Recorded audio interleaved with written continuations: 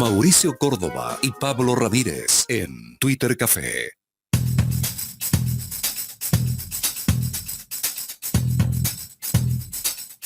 Twitter Café a través de Radio Valparaíso. Saludamos con mucho afecto a nuestro invitado a esta hora porque él es un destacado profesor de la Universidad Técnica Federico Santa María, profesor de física. Siempre nosotros acá en el programa nos interesa mucho incorporar lo que está ocurriendo a nivel de todas las casas de estudios. ¿Qué se está haciendo? ¿Qué se está investigando? ¿Cuál es el aporte? Estamos siempre muy atentos a lo que ocurre en ese ámbito y por supuesto para nosotros es muy interesante conversar a esta hora con nuestro invitado que es profesor de física de la Universidad Técnica Federico Santa María, pero también es un conocedor, un hombre que divulga la astronomía, tiene mucha actividad en este ámbito también, uno de las personas reconocidas en este ámbito académico astronómico, acercar la astronomía a la gente con diversas actividades. Profesor Isaías Rojas. Isaías, ¿cómo te va? Un gusto saludarte, gracias por acompañarnos. Hola, muy buenos días, ¿cómo están? Tanto tiempo que no nos veíamos, un gusto estar acá. Igualmente, ha pasado un tanto de agua bajo el puente, así Isaías. Han ocurrido hartas cosas en el último tiempo. Cuéntenos, Isaías, ¿cómo va toda esta actividad vinculada tuya con la astronomía? Siempre estamos atentos con Pablo acá a lo que estás dando a conocer, a lo que promueves, nos has acompañado en más de alguna ocasión cuando ha habido fenómenos astronómicos de relevancia.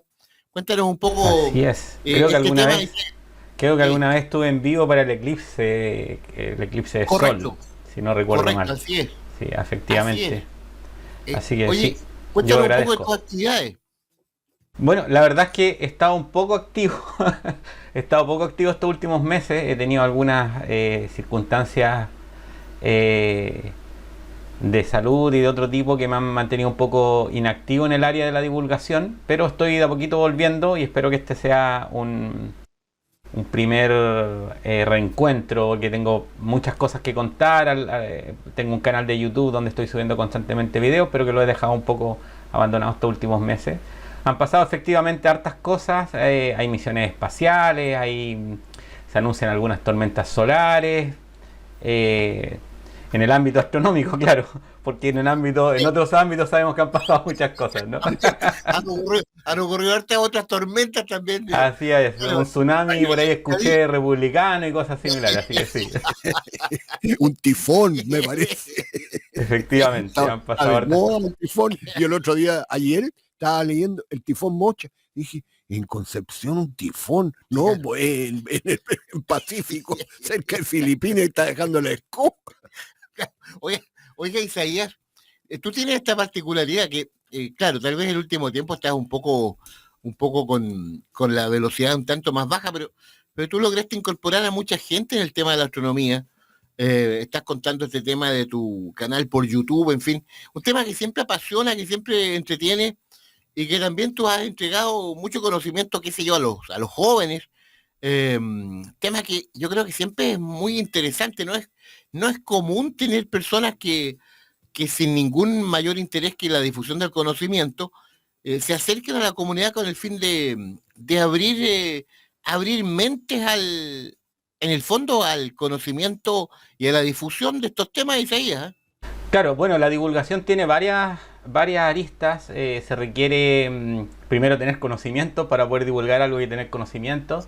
Y la verdad que la gente que estudia astronomía o que tienen un grado, un posgrado en astronomía, en general son bastante abiertos a la divulgación, a diferencia de otras áreas donde también hay divulgadores, pero no son tantos como en el ámbito de la astronomía. Y la astronomía ha crecido mucho en estas últimas 2 o 3 décadas. Cuando yo entré a la universidad por ahí, por los años 90, no voy a decir exactamente cuándo, pero por los años 90 prácticamente no habían carreras de astronomía. La Universidad Católica en Santiago había abierto una carrera y existía como posgrado en la Universidad de Chile. Y sin embargo ahora hay una gran cantidad de universidades impartiendo carreras de astronomía a nivel de pregrado y también de posgrado. Por ejemplo, en la región de Valparaíso tenemos la Universidad de Valparaíso, que fue la primera que abrió la carrera por ahí por el año 2006, no sé exactamente el 2006, pero por ahí. Después lo siguió la Universidad Católica de Valparaíso y ahora últimamente se incorporó a la Universidad Técnica Federico Santa María, impartiendo también una carrera de pregrado en el área de astrofísica. Así que hay bastante gente haciéndolo y hay gente que es bastante más amigable que yo, que tienen... bueno, cada quien tiene sus propias particularidades y la divulgación últimamente ha tenido una explosión, digamos, por el ámbito de las redes sociales. Uno ve a algunas personas, sobre todo muchachos jóvenes, algunos que están recién terminando sus carreras de pregrado, pero que ya son tremendamente populares y famosos en redes como TikTok, que yo no tengo, por ejemplo, por razones, me imagino, etarias. En Instagram, también en YouTube. Hay muchas vías de divulgar, pero también la divulgación presencial, el hecho de conversar con las personas, de estar presencialmente en un lugar, de ir, no sé, a una junta de vecinos, a un colegio o a un sector rural, siempre tiene también su contacto personal, que a veces por las redes sociales se pierde, y también por el hecho de que se ve como al científico, a la persona que estudia astronomía o al divulgador como alguien que estaba en un pedestal, que tal vez en la conversación de una charla o de una actividad como una observación astronómica, uno se puede quedar conversando con las personas y eso ya pasa a ser algo más horizontal. Por ejemplo, hace un par de meses estuve en Hierro Viejo, hay una academia de astronomía en Hierro Viejo que está en Petorca, o bueno, muy cerca de Petorca. Hierro Viejo está en Petorca, pero no sé si es propiamente tal la comuna de Petorca. Y ahí hay personas muy activas que tienen un centro cultural y han iniciado, compraron un telescopio y hacen una serie de actividades de astronomía y me han invitado también a participar. Y se están haciendo otras cosas interesantes también en el país. Producto, por ejemplo, de la calidad del cielo del norte. Inició hace algunas décadas, posiblemente el observatorio Mamayuca puede ser el primero en mi cabeza, que inició esto como el año 98, que es habilitar telescopios pequeños, claro, no como los grandes observatorios, telescopios pequeños, pero no por eso menos importantes, para la divulgación, pero también para el turismo. Entonces abrió una área que no existía en Chile, que es el turismo astronómico, y que ha ido creciendo sustancialmente al punto de que, como Chile tiene una reputación de tener cielos muy, muy transparentes y poco contaminados, que eso también es algo que podemos discutir, que va en decremento en este momento la contaminación lumínica para nuestro país, o sea, va en aumento, pero en decremento para la astronomía. Entonces incluso hay personas que vienen desde fuera de Chile a veces a observar, a ver cómo es el cielo del norte principalmente, pero que nosotros en la región ya lo tenemos, por ejemplo, en Petorca. En Petorca ya hay cielo. Petorca tiene un clima semidesértico, entonces como el inicio del desierto, si es que nosotros vamos desde el sur hacia el norte, ya tienen cielos de muy alta calidad. O incluso tal vez cerca de Quilpué, ¿cómo se llama esta localidad que está subiendo desde Quilpué? Se me olvidó el nombre ahora. Coyhaique. ¿Perdón? Coyhaique, muchas gracias. Coyhaique, efectivamente, que también tienen cielos bastante buenos, pero lamentablemente al estar cerca de la ciudad, la contaminación lumínica nos roba esa parte del cielo, que es una parte que hemos tenido prácticamente desde los albores de la civilización. Sabemos que de antes, pero no hay registro de eso, pero lo podemos suponer, de que el ser humano tenía una profunda conexión con el cielo, tanto para las cosas incluso que tenían que ver con su vida cotidiana, el contar el tiempo, por ejemplo, el calendario que lo crean y lo perfeccionan principalmente los egipcios, viene de la observación del sol. Hay calendarios lunares, la época de siembra y cosecha están regidas también por las estaciones, así que la astronomía siempre ha sido una parte importante de la cultura del ser humano, y los niños sobre todo son todos potenciales astrónomos. Los niños pequeños son muy buenos para preguntar, son muy curiosos, y lamentablemente tal vez nuestro sistema educacional nos inhibe esa beta que tenemos todos de andarnos cuestionando las cosas. Incluso muchas cosas las asumimos como ciertas en la actualidad, sin siquiera tener una reflexión, solamente porque sabemos que son ciertas. Por ejemplo, que la Tierra no es plana. La gente a veces se ríe de quien profesa el terraplanismo, pero cuando uno les pregunta a las personas, bueno, ¿y qué prueba tienes tú que la Tierra no es plana? Esa respuesta no es tan simple. O por ejemplo, otras cosas, ¿cómo sabemos que el Sol es una estrella? Bueno, hay varias preguntas que son bien interesantes y que los niños sí se las hacen, pero no los adultos. Claro, Isaías, esto del mundo de la astronomía, la astrofísica, tiene niveles insospechados. y uno dice que puede ser para personas normales. Y yo me puse a investigar hace tiempo atrás cuando me enteré del Por caso cierto, de yo me María. considero normal. No, Yo sé que es algo discutible, pero...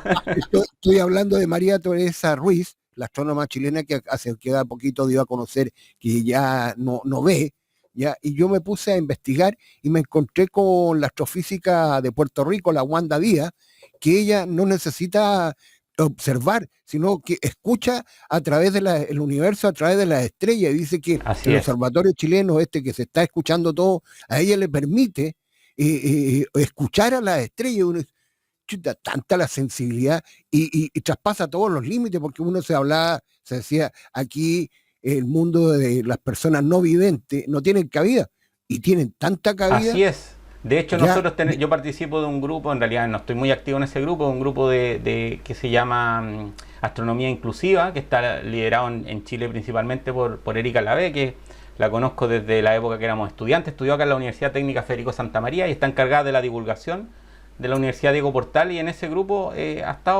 participa Wanda. Ella es una astrónoma ciega, y hay una película famosa, Contacto, que está basada en un libro de Carl Sagan, de la cual muestran una astrónoma, en realidad es radioastrónoma, y en la actualidad hay muchas herramientas que permiten, por ejemplo, convertir imágenes en audio.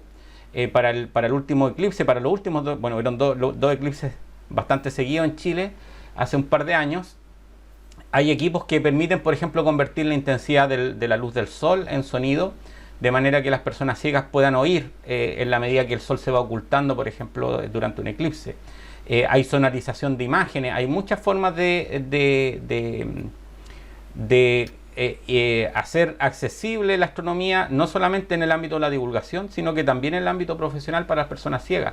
Pero no solamente en el ámbito de la astronomía. Yo te quiero contar que en la Universidad Federico Santa María, donde trabajo yo, hay varios estudiantes que son ciegos y tienen que pasar por las asignaturas, igual como los estudiantes videntes, con todas las dificultades que eso significa y con todos los desafíos para nosotros los profesores en hacer lo que se llama una clase inclusiva, es decir, hacer que la misma clase sea para la persona que ve como para la persona que no ve. Y eso es un trabajo que no es nada simple. Tengo colegas, por ejemplo, en la universidad que están publicando artículos porque han desarrollado equipos de laboratorio justamente para que los estudiantes ciegos puedan realizar sus actividades experimentales y no queden fuera de la actividad experimental, porque de hecho en el ámbito de la docencia, mucha de la docencia prácticamente toda la docencia está basada en que los estudiantes ven.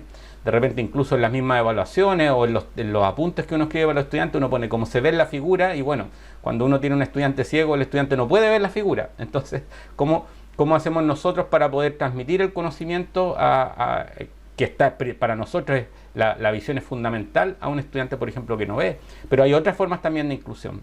Bueno, me estoy tal vez desviando un poco del tema, pero sí, lo que tú mencionas es tremendamente importante, y hay desarrollos, por lo menos aquí en Chile, que van en el ámbito de la inclusión, no solamente de la astronomía, sino que también el de la educación. Como te contaba, que tengo colegas que están desarrollando equipamiento. Alfredo Navarro, por ejemplo, que es colega mío, tal vez un día lo podemos invitar y que nos cuente por qué presentan congresos, los desarrollos, porque son desarrollos locales. No es que la gente está yendo a copiar lo que hacen en Europa, en Estados Unidos, sino que la problemática aparece, se enfrenta y se soluciona con el conocimiento técnico que tenemos acá, local. Oye, Isaías, ¿qué te parece a ti la irrupción de la inteligencia artificial? Porque hoy día hay una guerra entre Microsoft, están los chiquillos de Google y otros más con su famoso inteligencia artificial, que tú le puedes hacer preguntas y llega a sorprender lo que está sucediendo a través de las diferentes plataformas, porque hasta los profesores están quedando out y colocando, oye, no me vengáis a responder una prueba con inteligencia artificial. Me imaginé que íbamos a hablar de inteligencia artificial. La verdad es que no es mi fuerte, pero es un tema que he venido monitoreando ya desde hace un poquito tiempo atrás, como ha tenido un desarrollo explosivo. Y la semana pasada, de hecho, la Universidad Diego Portal hizo un seminario de educación en el siglo XXI en el mundo de la inteligencia artificial. Porque aquí a mí me parece que se está creando una brecha cada vez más grande, en la cual o nos subimos a la inteligencia artificial o nos quedamos abajo. Así como en algún momento se habló de analfabetismo digital, que hay personas que todavía, por ejemplo, no son capaces de operar un computador. Por ejemplo, ni siquiera estamos hablando de equipos touch o ultra tecnológicos. Un computador de escritorio o un notebook todavía no son capaces de operarlos, cada vez son menos, por cierto. en el día de mañana van a existir los profesionales y las personas que saben utilizar la inteligencia artificial y quienes no. Y a veces, en vez de verlo como un enemigo, tenemos que verlo como un aliado. Es decir, cómo podemos incorporar la inteligencia artificial en vez de verlo como un competidor del ser humano para que nos ayude a realizar ciertas tareas. Por ejemplo, hace 4 o 5 décadas atrás, no existían las calculadoras las calculadoras estas que uno con las que puede calcular cosas en clase, por ejemplo. Y los estudiantes tenían que desarrollar las habilidades para hacer cálculos a mano y para hacer incluso cálculos mentales, obtener resultados aproximados. En la actualidad, esa educación está prácticamente obsoleta. No es que no exista, existe, pero en ámbitos muy especializados, porque lo que tuvo que hacer fue como reorientar los objetivos de la enseñanza a la luz de la existencia de la calculadora. Es decir, en algún momento también se vio la calculadora como un posible competidor y un enemigo, porque claro, hay ciertas habilidades que no se van a desarrollar en la medida que los estudiantes usan calculadoras. De hecho, a veces uno le pregunta a los estudiantes un cálculo simple y no son capaces de decir el resultado porque no han desarrollado esas habilidades, producto que nacieron en la época de la calculadora. En la actualidad está surgiendo la inteligencia artificial y claro, las nuevas generaciones van a haber nacido con la inteligencia artificial, pero a nosotros nos toca adaptarnos. ¿Y cómo adaptamos ahora la inteligencia artificial para hacer nuestras funciones? Por ejemplo, el otro día veía un noticiero que ya está conducido por una persona que no es una persona real, sino que está desarrollada por inteligencia artificial. Así que hay ciertas labores, como efectivamente, por ejemplo, la de los profesores, que podría eventualmente no quedar obsoleta, sino que quedar restringida a ciertas particularidades. Por ejemplo, un sistema de inteligencia artificial podría aprender específicamente cómo es una persona en particular y entregarle una educación orientada a sus propias habilidades y capacidades. Cuando uno como profesor da clases particulares y tiene solo un estudiante, los estudiantes quedan maravillados. Bueno, eso es lo que creo yo por lo menos, porque al uno interactuar directamente uno a uno y va conociendo sus conocimientos previos, en qué se equivoca, sus falencias, lo puede orientar mucho mejor que si uno tiene 30, 40, 50 o 60 estudiantes. Cuando uno tiene una clase de 60 estudiantes, prácticamente no tiene ninguna posibilidad de poder enfocar la educación a cada una de las habilidades y los conocimientos que tiene cada uno de los estudiantes en ese momento. Incluso, ni siquiera de responder preguntas. Imagínate en una clase de 1 hora, tengo 60 estudiantes. Si le dedico 1 minuto a cada uno de los estudiantes a responder una de sus preguntas, no doy clases. Entonces la clase tradicional, expositiva, está basada en que los estudiantes no pregunten, porque en el momento que preguntan no se puede discutir los tópicos. En cambio, un sistema de inteligencia artificial desarrollado en el futuro podría perfectamente orientar a una persona en particular y conocer su habilidad y bueno, con toda la base de datos que tiene detrás. De repente nosotros lo vemos en el hecho de que, por ejemplo, una inteligencia artificial puede clonar la voz, puede crear un avatar, puede... por ejemplo, ahora crear videos de YouTube, crea guiones para grabar videos de YouTube, permite escribir poemas, canciones, libros se pueden escribir con sistema de inteligencia artificial. Pero, insisto que esto, en vez de verlo como una amenaza, tenemos que empezar a pensar cómo nos adaptamos y cómo utilizamos estos sistemas en nuestro favor, que todavía, por cierto, tienen bastantes falencias, se equivocan.